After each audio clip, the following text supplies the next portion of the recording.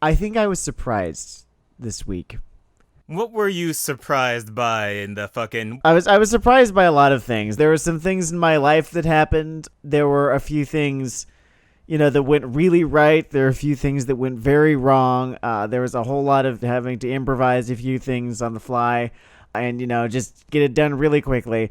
And that was all surprising, mostly in a good way. And then I watched Eromanga Sensei, right?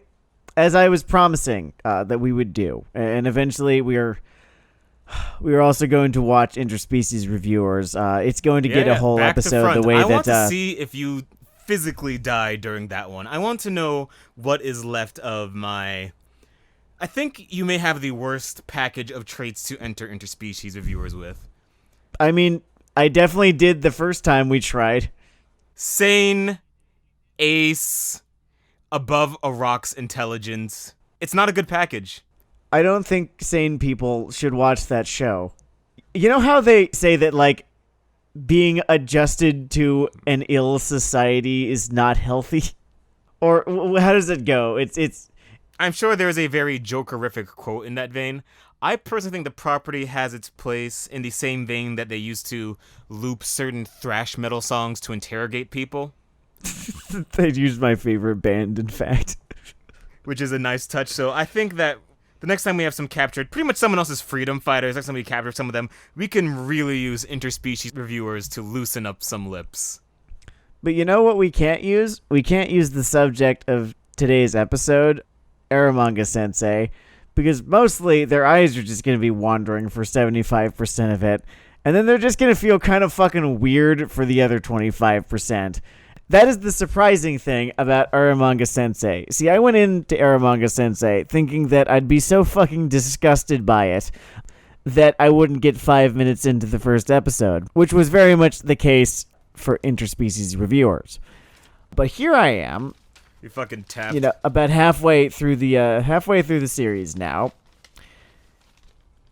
And I don't even have to begin to talk about how fucking morally repugnant this show is. Let's say how much of a problem it is. Just the fetishization of children and incest and such. You know it. I know it. I don't even need to begin. That's just a fucking given right there. It's gross. I don't know if everyone knows it. I'm actually going to play the little context game because this show is just old enough. I want to peg it. I don't remember what year it was. Somewhere between 16 and 18. It was 16 because that year sucked. But it's just old enough that you might have memory hold it and just put a little bit more of the decay of democracy or your favorite celebrity spat in its place in your memory. So I want to just wind us back. Once more with feeling. Its creator made previously one of the more, I guess, sort of flash in the pan show, a less transgressive version of the same theme called Oremo, which was another program about a man filled with a furious lust and no other drive in his life but to fuck his little sister. And I suppose if Oremo was Terminator for this thriving subgenre, Eromanga Sensei is Terminator 2. Really just stripping out a lot of the not weeaboo bullshit or not fucking your sister elements of the creation and just cramming in extra sister fucking. This was the show that drove Giga insane, near as I can tell. I believe that this is the mutagen that turned Giguk from sunglasses Albert Wesker to magma writhing mass of tentacles Albert Wesker, yes. It was quite... complete global saturation. The man was never quite the same. Do we have a show where we changed? Was it Eromanga Sensei or was that just part of the journey? No, I definitely... I think in a very small, quiet way, it was Interspecies Reviewers. Man. I didn't even want to dunk on that show. I didn't want to talk about it. I didn't want to keep thinking about it. I just wanted to... I barely even wanted to mention it. It didn't even deserve to be mentioned. I just wanted to be over and done with it as fast as I possibly could. I think this one I might have changed a little. Not even in the supreme trauma kind of way, but more in... Here's a reference, actually, within the anime pool for once. Mm-hmm. Just when someone meets God in Full Metal Alchemist, and it's just this distant, dicky child with your family's body parts. And you look down at the situation and say, so this is what this life means. So here's this really fun thing about truth in Full Metal Alchemist is that it shares the personality of the person meeting it. Towards Edge, right? It's kind of temperamental and, kind of shitty. Like, not cruel, but just, kind of shitty. Towards Owl, it's actually fairly empathetic. And then when Father meets it, it's just horribly cruel and vindictive. So if the main character of Eromanga Sensei met Truth would be it would try to molest him. Hunched over his sister, who is also a part of the Godhead. Something to that effect, yes. Anyway, something I sort of left out of my sort of summary of fucking Eromanga Sensei here is that it is also deeply embedded in writing about writers TM. Which just does not have a great track record with people named Dennard. I think unless your name is fucking Vladimir Nabokov, the two topics you should not write about are writing about writers and fucking a younger person within your family. And this show does both of them. You probably just assume that you're not talented enough to make it work. It's just a really healthy thing to believe about yourself. It's just repeat to yourself every time you have the inclination to write a story about a writer who also wants to fuck his younger relative. Just repeat to yourself, I'm not smart or funny enough to make this work. I should try writing something else. And you will live a longer life. You'll live a healthy life. You'll never have a young Jamaican-American man just sort of carving your name into his wall like a fucking Death Note or serial killer's hit list. It will just lift your spirits. So obviously this show is bad. Yeah, it's bad. And if I could just get one more real sort of broad swipe at this, go for specifics. Because I'm that's what I'm really here for. I'm really here to just give you some juicy pull quotes so you can go to the playground and say... These fucking hot takes. If you want real insight, I don't listen to the blonde dude. I like to call Eromanga Sensei the reverse Gurren Lagann. Because each episode, I sort of think they've pushed the elements as far as they go. And then in the next one, I am proven wrong and disappointed again. Yes. I would say that it has peaks and valleys, and its peaks are less moments of actual quality than they are more just plateaus, really. Just moments where it's boring and I'm not paying that much attention. That is the most that this show is able to achieve, is it bores me. Whenever it is boring me, that is Eromanga Sensei at its best. And truth be told, it's about 75% of the time or so. It is boring for vast swaths of time. However, to say that it's boring 75% of the time is to sort of ignore this thing's version of the jump scare, which is the 12-year-old stick panty shot. Oh, yeah. It's not like they save, the panty shots for the last quarter of the episode or so. That whole 25% is kind of peppered in throughout the runtime of a given episode. So you never know when and where it's going to fucking strike. But every now and again, you're going to have to see a fucking annoying 12-year-old elf chick who dresses like Princess Peach, playing piano naked, or, getting a phone call from some other obnoxious 12-year-old girl who's currently taking a bath. I know shows have a gaze, a male gaze, a female gaze, and you can use it to your advantage or disadvantage. And I'm almost as someone facing a fellow boxer, as a critic facing this show, I am almost forced to admire its dedication to 12-year-old gooch on a physical level, like just the loving rendition of not loving, but just consistent attention, just every shot, no matter what they're actually talking about or doing, we'll just start at the feet and work up. I'm not so impressed because it's so fucking easy to do. Most of the time, these shots are barely animated. They know who they're playing to. Oh, it's easy technically. It's easy to take a red stone and 10 people you don't care about and sacrifice them to the fucking Behelit. It's hard to take an animation studio of people with hopes and dreams and give them nothing else. Nothing but kitty gooch. I would love to actually see like the numbers that were run on the show before it was greenlit. When, it's just a couple of TV execs in a conference room in some unnamed, office building in Tokyo or wherever the hell this was made. I think it's in the Underdark somewhere. Like, I think Matron Bayenrei's in there. Running the numbers on how many pedophiles there are who watch anime, who would watch this, who they can sell ad space for. Because that's why this show exists, is, to get pedophiles to watch it that they can sell ad space. There is a second reason this could exist. I mean, to get fucking ironic fucking weebs to watch. I mean, they succeeded. Simple. An animator wants to live forever in a kingdom of his own design, and he seals all of his friends in the studio making Eromanga Sensei using a red gem. And the fucking key animator, Armless, screams as the director is forced to approve 400,000 frames of Kid Gooch. And the point is that when I was watching Eromanga Sensei, all I could keep on thinking was, you never finished reading Berserk. You call yourself a weeb, and here you are watching this instead of getting to the part of Berserk with the fucking boat.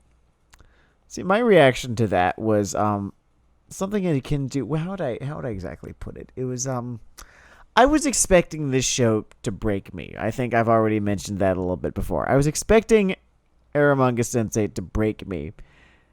And after, halfway through the series, all I can say is that the best you fucking got? You think I haven't watched trash before? You're gonna bore the shit out of me for most of this episode and then fucking show me Kid Gooch? I want to zoom in on the scenario here for a second.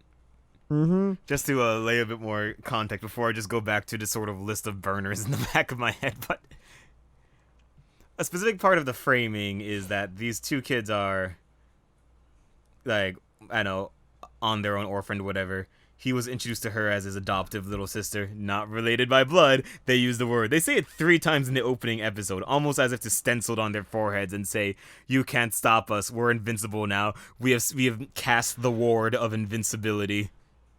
Just a whole fuck ton, as though the fact that she's 12 has basically no bearing on any of this. And as I repeated, I think, okay, thank you, Johnny Cochran. All of them are 12, by the way. So he hasn't. His sister becomes a hikikomori, and because our main character is actually a terrible person who should be flayed and sent to CPS, he just sort of lets that proceed. And he supports himself, we are expected to believe, as a porn author on the writing end, because that's where the real fucking talent in fucking porn comics is, right? But whatever.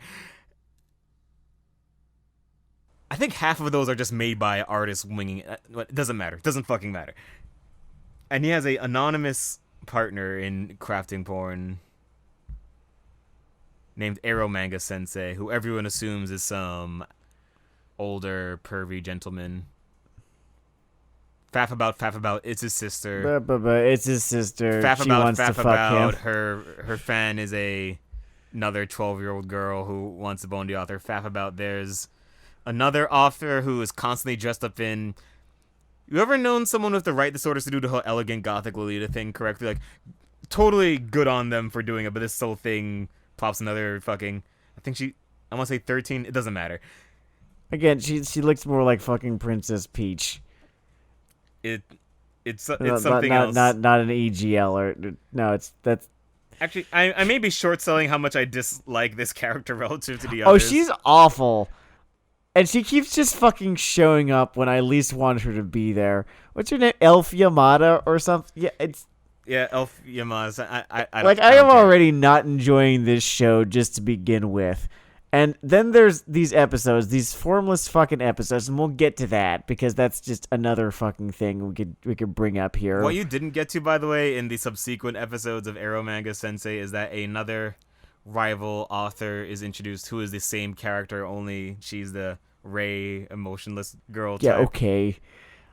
Okay, I specifically talk about fucking Elf Yamada Sensei because sure, all of them varying degrees of fucking male gazery stock personalities, but the screechiness of the high-key Genki girl, whatever personality they give her, I hate her so fucking much. It's to the point.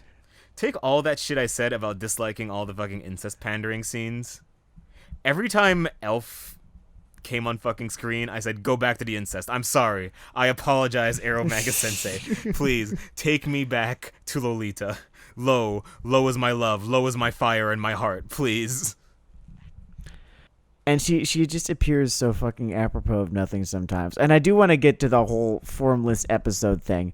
So normally when you have a series, right, that has multiple episodes, you will sort of craft a little mini arc, a little interest curve for an episode. This is called a plot. There will be, perhaps one larger problem to be overcome or something for the series itself. And then, every episode features a smaller problem. This is the plot of the episode. It will sometimes there's two. You get an A plot, a B plot. We don't even get an A plot in Eromanga Sensei. Things kind of just happen, and the break between one episode and another, it doesn't mean very much. It's just these 22-minute spans of time. Ironically, maybe irony is the wrong word, whatever, but contrary to what one might expect, based on how basic the parts are, despite all the Lolita jokes, if I were to compare the structure or lack thereof of half of Eromanga Sensei to something, it would be Naked Lunch, just replace heroin with pedophilia. Just vignettes of thinking about child cooch. No, even vignettes. That would be something. Fucking Nietzsche Bros does vignettes. None of the episodes of Nietzsche Bros actually has one overarching plot. It's just, a series of vignettes. I mean, fucking one of my favorite shows of the last decade, fucking Kaguya-sama, does vignettes. This doesn't even do vignettes. It's just what was that one knock that I had against Ouran High School Host? Just people in a room talking. And then another scene of people in a room talking. And shit! It's some 12-year-old gooch. Okay, now it's more people in a room talking about something I couldn't even pretend to find interesting. And it's hard to reflect the precise ratio of people in a room talking to fucking the fucking undercrotch, because we would have to interrupt every 3 words with the words gooch, and I'm pretty sure that just gets you kicked off of fucking iTunes. And I like being able to be on iTunes. Like, most of you are kicking in from Spotify, but, having the Apple on your back. I have an iPhone for reasons that are increasingly beyond me. Right, I want to keep a dead relative's text. Man, I am really psychologically stable. It's lovely, folks. What the fuck was my point here? It is impossible to summarize Eromanga Sensei without using the words underage crotch 13 times. And believe you me, this is not a ass man show or a tit man show. We are going directly for the folds. I really want to stress that it's not impossible to summarize Eromanga Sensei because it defies explanation or defies comprehension or anything like that. No, it's impossible to summarize because I'm just never really sure where one episode ended and the other one began. And after I'm done watching an episode, I can barely remember what happened in that episode. Do you kids watch Twin Peaks? Do weeaboos like Twin Peaks? If you do, just imagine that fucking moment where he says, "It's happening again." And that is sort of the emotion as you fire up another piping hot serving of... Anyway, there's a reason I sort of thought coming back to this might be... worthwhile is the wrong choice, but it might evoke a reaction in the face of everything. Which is that, in a way that I think is kind of relevant in the way of isekai digging down 3 layers into itself, and half the rom-coms in the world becoming about authors and authors of manga and the like. Well, that's 2/3. The other 1/3 is about one's little sister. That's just what rom-coms are these days. And there's a decent amount of overlap. I want to kind of look at Eromanga Sensei as kind of like the Silver Surfer, like the herald of a miasma that sort of came to swallow things for a time. No, Oriemo is that. So what is this one? Fire Eater? Is it just Galactus? Is this just Galactus? Who's the dude who flies around on a rock? Actually, no, I think it's probably just Galactus, yeah. Like, this is just Mr. Purple Hat himself? The one, the only... No, I think... I want to reiterate something here. The whole this show is morally repugnant thing, right? It is. The reason I'm not focusing on the whole morally repugnant thing so much is that A, it's a fucking given, and B, it almost feels like I'm begging the question. So I wanted to sort of take this show as it delivers itself to me and talk about why, in addition to being a fucking sex crime just by existing, it's also just not a good show either. Okay, let's play that angle. So I think that a work comedy about making porn in any format should be fucking hilarious. Yeah, you could do that. It'd be great. I feel like someone has even. Like, that you have basically just opened the fucking dragon gate of physical comedy there. Do you know what people who produce... Okay, I mean, this is drawn porn, so they wouldn't have access to this. But you know what people who do fucking live-action porn have to do? The guys have to basically learn the ninja trick of, on camera, basically dipping their hand into a fucking jar of Vaso and re-greasing mid-stroke.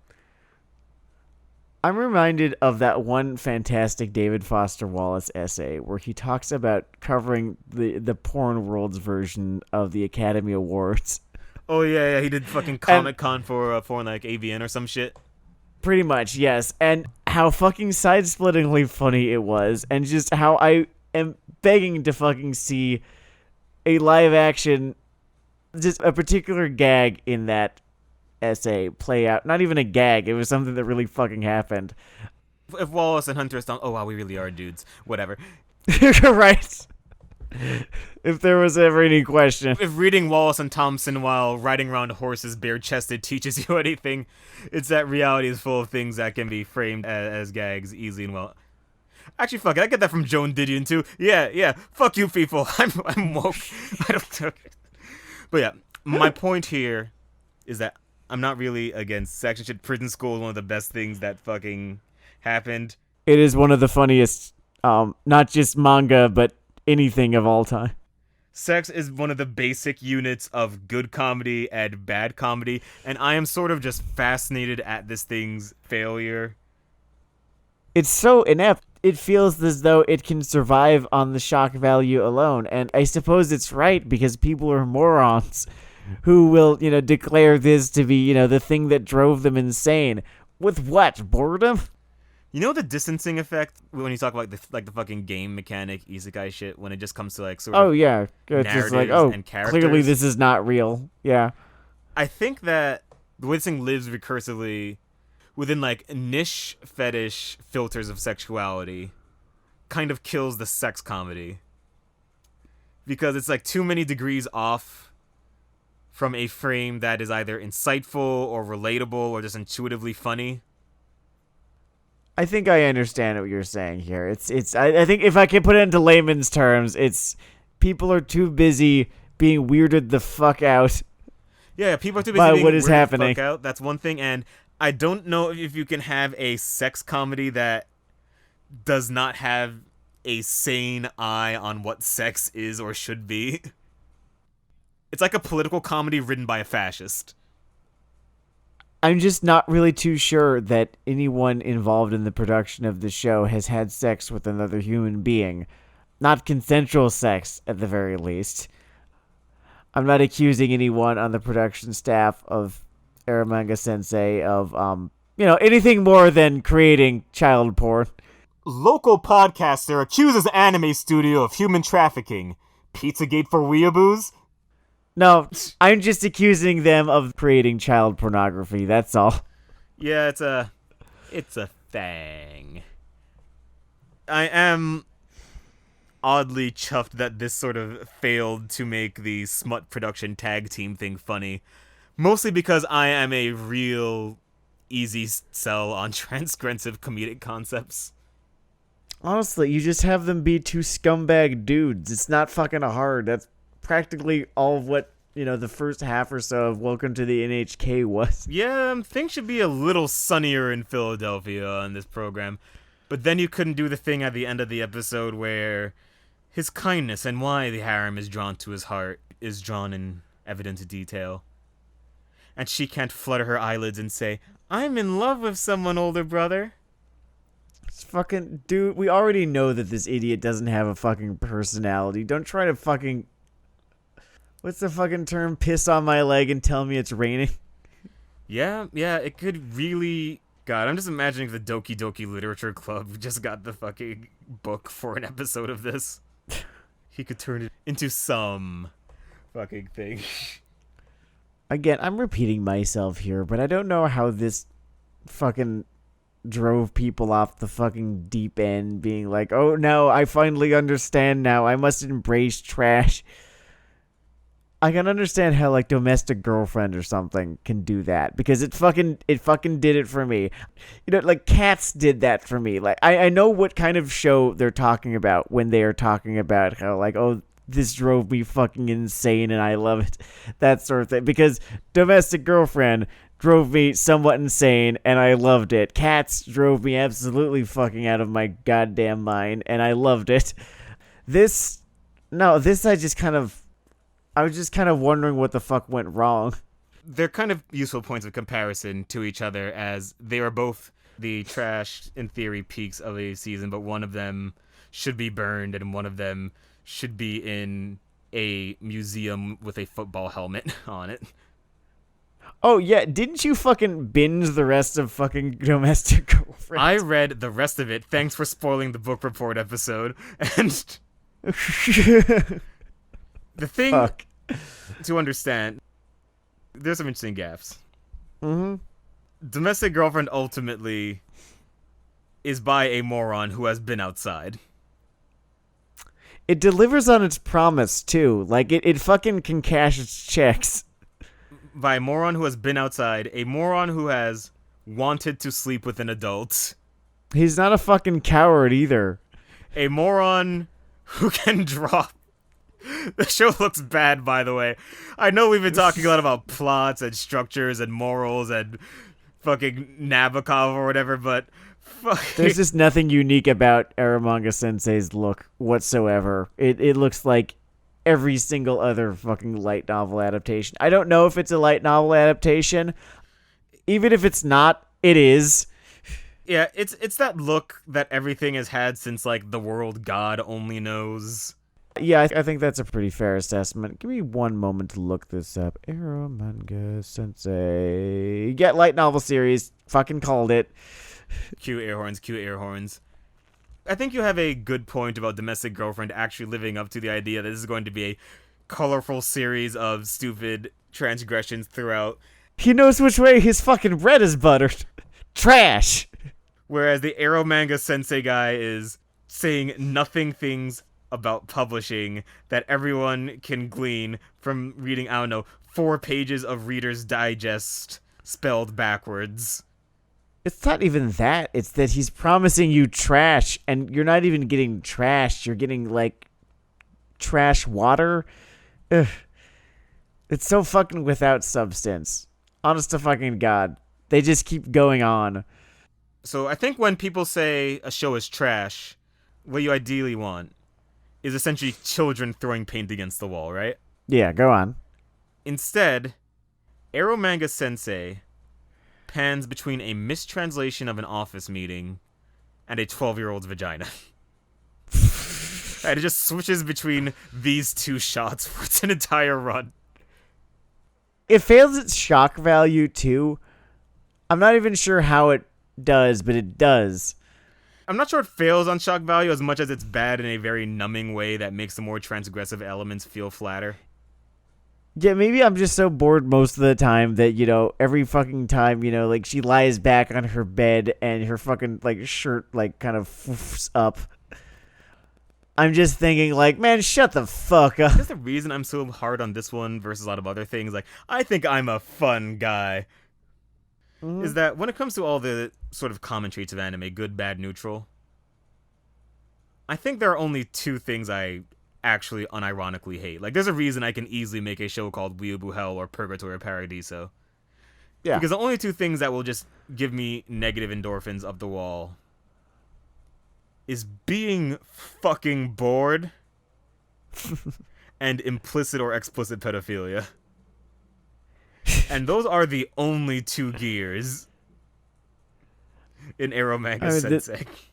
Then this show is just tailor-made to make you hate it. In essence, and I'm trying to, like, just sort of understand the animemes/A crowd who feel like this is a gift to them, like it's something made for them. Thank you for doing this for me. I swear to God, there's something better that absolutely was. I think when they're talking about that, they should be thinking about Prison School or something. Yeah, like something with that spark or color. And there is something compared to, I think, something that was in Oremo, a terrible show that you should not watch, but was never ever was in it that isn't in this. Was I think the author almost had a feeling of, oh my god, will I just get away with putting this dumb shit out there in non-pornographic magazines? And he is almost fascinated with his own creation that he reaches for the Dragon Gate.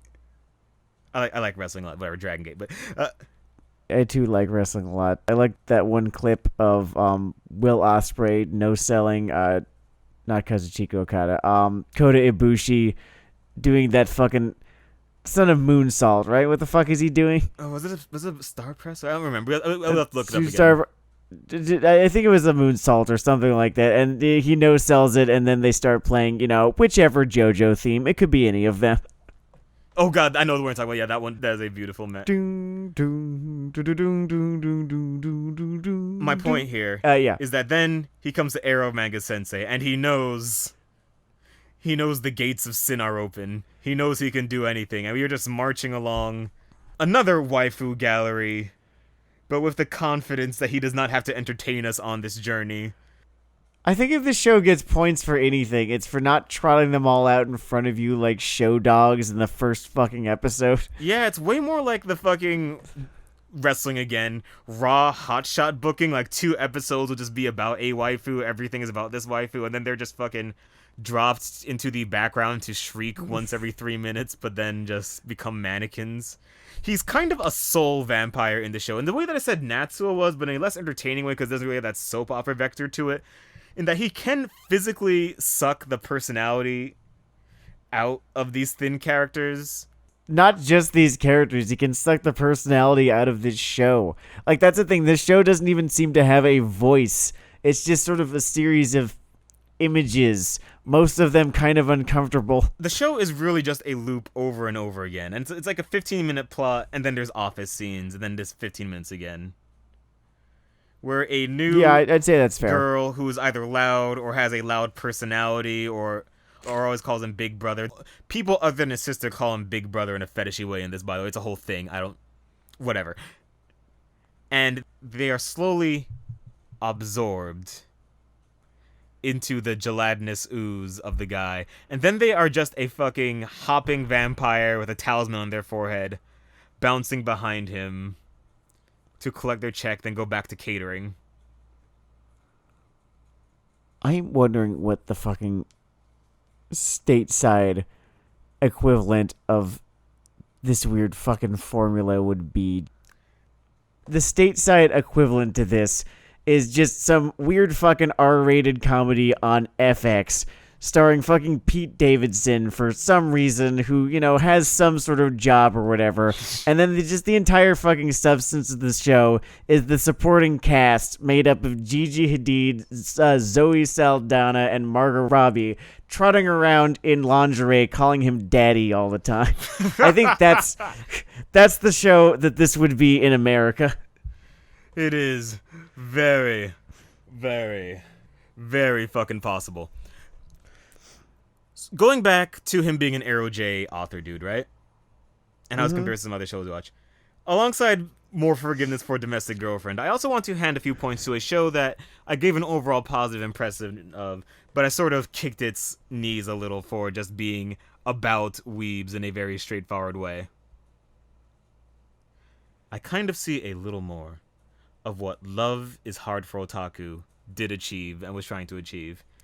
Because there's a sort of... yeah. It's just, can't you just be a normal fucking human being for once? Yeah, and... Leave your room. And that show has people who leave their room. Get a fucking job. They're on fucking work assignments and dates and bars all the time. I appreciate a lot of that, and it's something anime has almost had trouble with since... This is probably going to be false periodization, because we only get so much in print in the earlier epoch, but... I felt since around Genshiken, which sort of did a look into the weebish life well, right? Uh-huh. That there has been an attempt to maybe bottle that lightning, or just, hey, when we show the audience their lives in a certain way, they relate to the material more. A lot of these things that are, I guess, writing about writers, I guess the reason I hate the anime version of it so much is that it's basically... the wish fulfillment version of being a weeb. Like, all of your message board time is spent crafting weeb shit.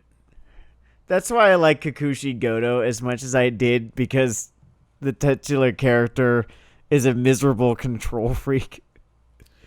It did nothing to fucking lionize the mangaka character.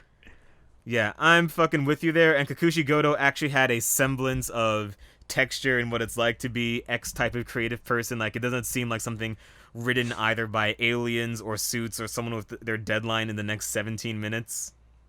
Exactly. And, as far as, shows about weebs go, right?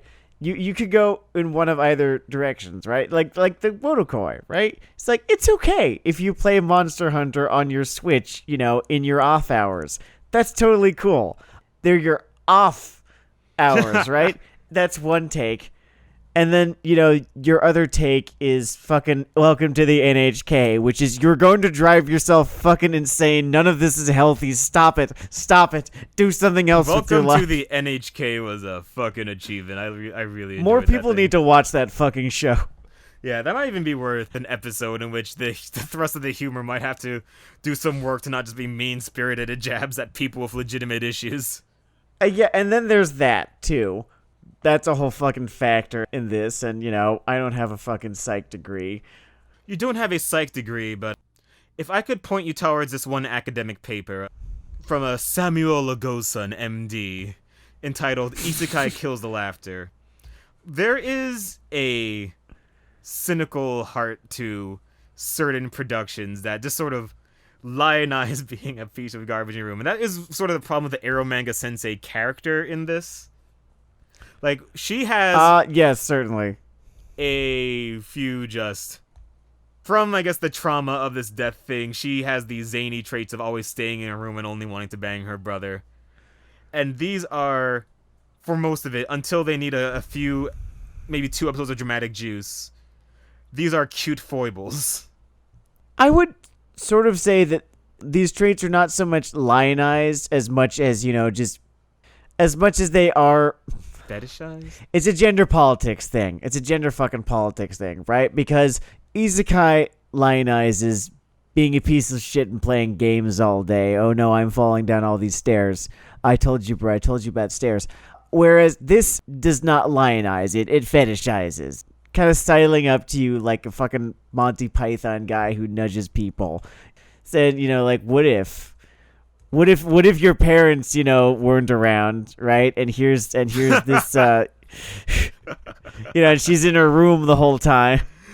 And when she, and she kind of wants to, she never actually said, anything, to confirm it, but you can tell, maybe she wants it. See, that's what this show is doing. It's playing to that rather than the fantasy that being good at Dragon Quest is heroic. It's similar, yes, but different. Speaking of our genetic ancestor, no game, no life. I don't know why I didn't think of this until now. Don't know why it didn't come up until now.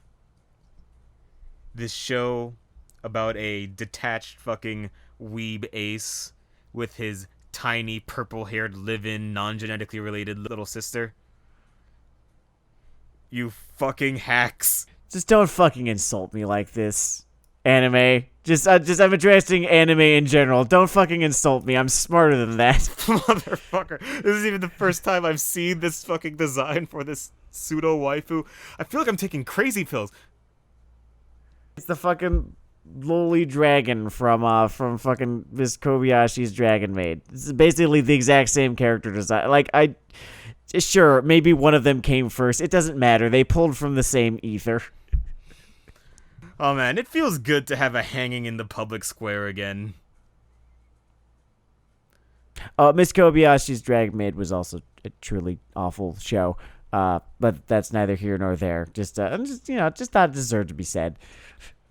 Quick sidebar in our discussion of all this. Yeah. If we're doing the duology of blood with this and interspecies reviewers, at some point we will have to do the long-awaited dissection of Korra's spore-filled corpse, right? Like, we need to figure out what happened there, right? Well, I know what happened, but, like, refreshing myself on what that is going to require watching Legend of Korra again, which there are a few things I want to do less than that. Oh, yeah. We came into this bad thing really expecting nothing but to...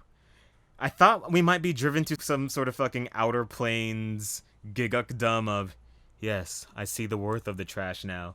And instead I have a lot of office comedy bits that are sub-modern Dilbert. Yeah, and instead we just fucking recorded a fucking podcast episode about it where we called it boring for an hour.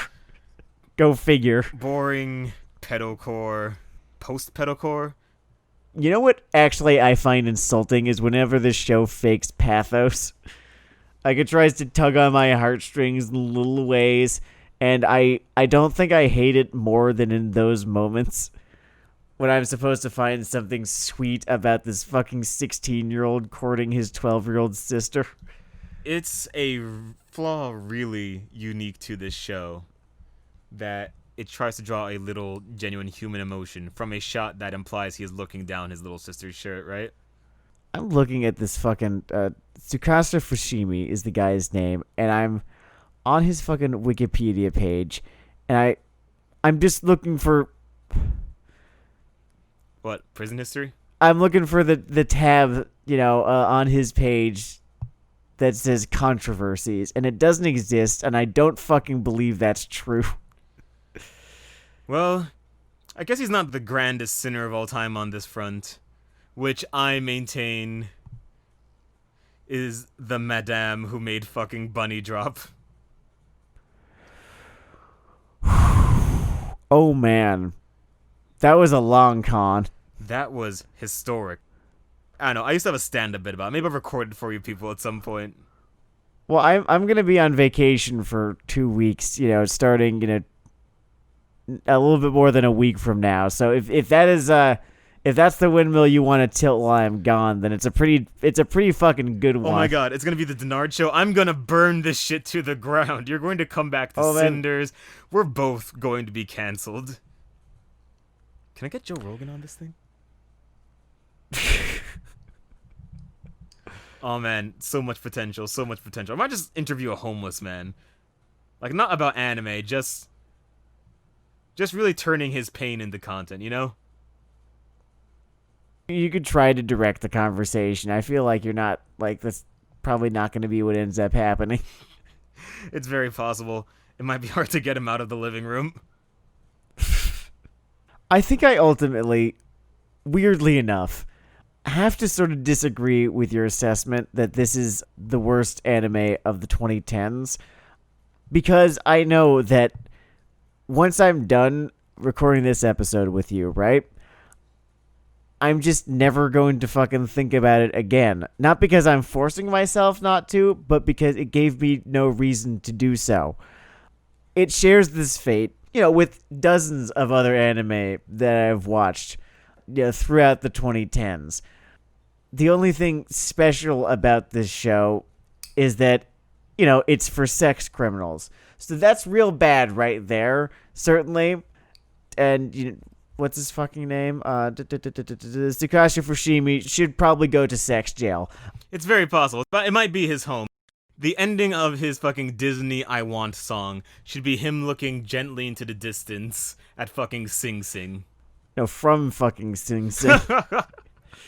For my part, I am going to plant myself by the tree of truth. I watched a lot of weeaboo nonsense in the last decade. This one is just really attuned to the specific things I dislike about media, about certain types of writing, about certain types of marketing, and by certain types I mean child gooch. I feel like Conception was worse, dude. To me, Conception was worse. Conception was barely animated. Conception, if there is a minimum budget to qualify for my fucking list, Conception, okay. What was the other one? My Sister, My Writer, or something like that? What was that? Which was just... What was the one that was My Sister, this? My Sister, My Writer, yeah, which was just this with less money. Like, you have driven cars that cost more than fucking Conception cost to make. I think the most expensive car I've ever driven, I think I borrowed someone's SUV once. It was like a mid-range SUV. If Conception counts like fucking flip animations in the corner of a Japanese student's notebook fucking count, okay? I don't know. If we're moving the goalposts like this, then what's even the point of having the list anymore? The list is its own endeavor, Sam. It creates its own purpose, much like human life. Unlike Eromanga Sensei, which does not generate its own Human life also created this. Well, fine. I don't know, go fucking dark side then. Life equals death equals destruction equals false hope equals born in dark side. ignorance, etc., etc. Etc., etc. equals Eromanga Sensei. I had a lot of fun kicking this dog on the side of the road. If I had a little trouble in this episode, it's just the fact that I think my original Eromanga Sensei rant is one of my better pieces of work. I didn't want to exactly repeat myself. There is a version of this episode where I just do the Ingve Mom's theme song thing, and you're like, oh, this is sort of like that other song he did, but now it's in G. So I hope you enjoy me doing a slow song in E, and talking about the weird office comedy embedded in this thing, in which a girl wastes a Cintiq. Man, it's like a really nice one too. Morgan just got a Cintiq. I think it's either a similar model or even more expensive one. I'm just wondering, where's the fucking money coming from? Because, like, she's published or something? I can't even tell. They are critically acclaimed porn authors, though not popular successes, according to the program. This allows him to be an underdog, but look down on other characters. I'm not going to give this show the satisfaction of becoming Dr. Manhattan Sam right now. It doesn't get to have that from me. So I'm just going to say, that's fucking horse shit. That'll be the final honor we withhold from it. In terms of worst of the 2020s, interspecies reviewers right out the fucking gate, right? And I guess that's the first thing we're doing when you come back. Yep. Yeah, I guess so. I'm sorry because whatever version of Dr. Manhattan or irony poisoning that allows me to swim through that water relatively unscathed, I watch you become a smaller, shrunken creature. There's parts of me that used to feel things that don't anymore, yeah. Life is like that sometimes. By the way, I'd like to thank our special sponsors for this episode, the New York Special Victims Unit, an elite squad of detectives that investigate sexually related crimes within the 5 boroughs of New York. But still, hug 12. But still, hug 12. It is I, Dennard Dayle. It is I, Sam Lagow. Thank you for listening to Weeaboo Hell. It's Weeaboo Hell. If you like this nonsense, you can find more of it on the fucking streaming platform of your choice. Most of it on YouTube. I'll upload the rest eventually. Get off my dick. You can find it on weeaboohell.com, which is spelled WeeabooHell.com. There is a Twitter that we never update, but you should follow us anyway at Weeaboo Hell. Oh, it's I deleted Twitter. That's why we never update it. I can't fucking be on Twitter anymore. That's fair. That's fair. I think I put a one-liner up there yesterday just so that it doesn't look fucking defunct. All right, there. Yeah, there we go. Yeah, you have it again. It was nice while it lasted while I had it, but I don't want it anymore. I believe there is also an Instagram that is sort of dual sync to my fucking account where I run ads from because I'm a very efficient person. We deeply appreciate you listening to us. Thank you for thinking that we are either interesting, funny, or you're just assuming we're beautiful behind the voices. I am Sam's kind of and thank you for patronage. I think that anime sucks and that if you like anime, fuck you. We are back to normal. Peace out.